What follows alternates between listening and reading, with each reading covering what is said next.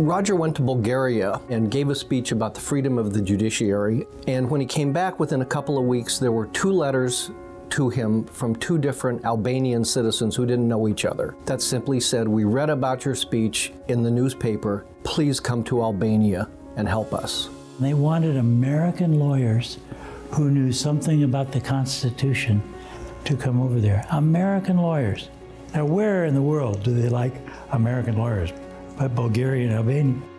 The reason that Roger became involved in this at all really was through a desire to ensure freedom of religion. If you're going to have freedom of religion, you have to have a strong constitution that protects it. You have to have a court that's strong enough and powerful enough to offset the powers that want to take things in a different direction. A lot of people would wonder, how is it that an estate lawyer from Paulsboro, Washington would be qualified? Well, he was involved in major constitutional cases. He won a case at the Washington State Supreme Court. His background really set him up for this. He went to West Point. You learn to be efficient at West Point, and you learn to accept discipline. He then served as aide-de-camp to top generals who were on the front in Europe against the threat of communism. And I had to stop the 17th Russian Soviet Army, and they never came while I was there. My 17 tanks would never have lasted.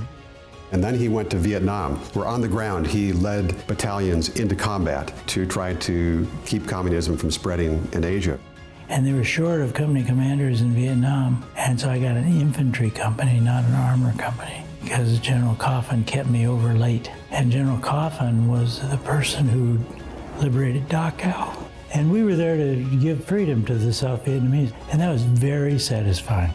And then here, he's called to help these people who suffered under communism for decades and to help them establish a rule of law, an independent judiciary. 51 trips to Albania over the course of more than a quarter of a century. None of this would have been possible without all the wonderful judges who gave their time to travel with us. It was an exciting time. We met with the people who were working on the Constitution. We talked a lot about the way the judiciary is structured in the United States. Roger and I, after the first day or 2, we turned to each other and we said, this must be what it was like to be in Philadelphia in 1787 when the U.S. Constitution was being drafted and all the arguments. The times were not always good, and he stuck through it all.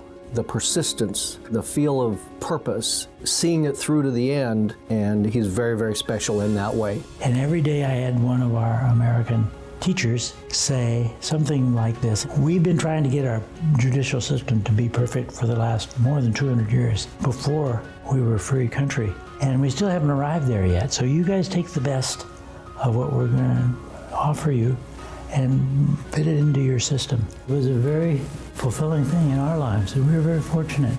Roger and Katu, Wade and Toby, congratulations to your whole family, because it really took a whole family to bring the process to where it is today. Roger, thank you for what you've done for the people of Albania and the people of our country, working to protect the fundamental liberties that we enjoy and for strengthening democracy through justice. Congratulations for the award. Thank you for what you've done.